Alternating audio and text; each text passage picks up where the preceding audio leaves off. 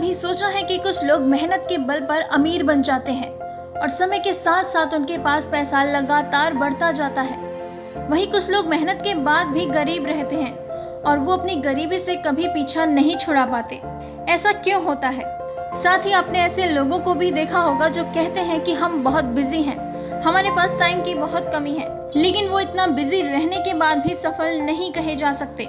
जबकि ऐसे भी लोग हैं जो उतने ही समय में अपना काम भी करते हैं, कभी भी समय कम होने का रोना नहीं रोते और अपनी लाइफ में सफल भी होते हैं। ऐसा क्यों होता है?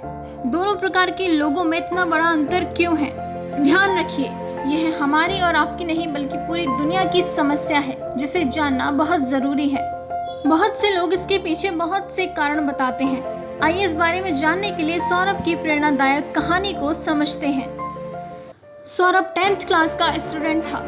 उसके पिता की अच्छी जॉब थी, लेकिन सौरभ हमेशा परेशान रहता था कि उसके पापा उसे जो पॉकेट मनी देते हैं वो काफी समय से बिल्कुल भी नहीं बढ़ाई, जबकि दोस्तों की समय के अनुसार बढ़ती रहती है। उसने इस बारे में अपने पिता से बात की। उसके पिता ने मुस्कुराते हुए कहा, जब तुम अपनी पॉकेट मनी को संभालना सीख जाओगे तो मैं उसे बढ़ा दूंगा। इतना कहकर उसके पिता वहां से चले गए। सौरभ को समझ नहीं आ रहा था कि उसके पिता उससे क्या कहना चाहते थे। वह सोचने लगा कि अब पैसे रखने के लिए मेरी जेब छोटी है। यही सवाल उसके दिमाग में आ रहे थे। अगले दिन जब वो स्कूल जाने के लिए किताबें बैग में डाल रहा था तो उसकी माँ यह सब देख रही थी। उसकी माँ ने पूछा, क्या मैं तुम्हारी हेल्प करूं? तो सौरभ ने कहा हाँ।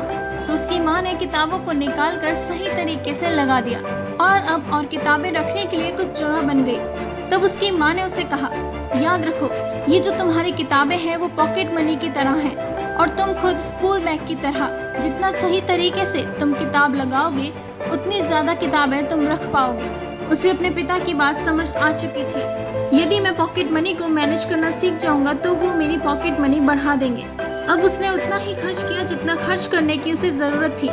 जितने भी पैसे खर्च हुए सभी को एक डायरी में लिखता गया। जब अगले महीने पॉकेट मनी मिलने का समय आया तो उसकी खुशी का ठिकाना नहीं रहा।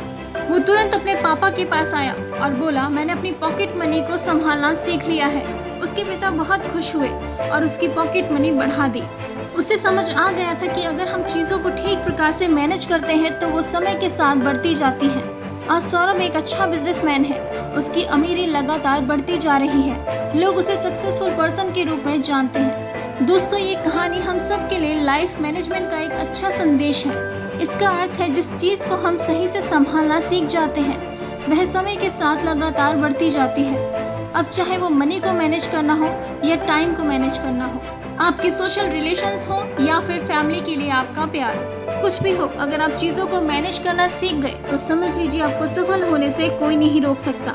यदि हम खुद को सौरभ माने और भगवान को अपना पिता, तो सीधी बात यह है कि गॉड हमें उतना ही देता है जितना हम मैनेज करना जानते हैं। यदि मैनेज करना हमें सीखना हो तो जीवन की परिस्थितियाँ एक माँ के रूप में हमें संकेत देती हैं ताकि हम उस बात को जल्दी समझ सकें। दोस्तों, आइए हम अभी से संकल्प लेते हैं कि हर चीज़ को मैनेज करना सीखेंगे ताकि सफलता के द्वार हमारे लिए भी खुल जाएं।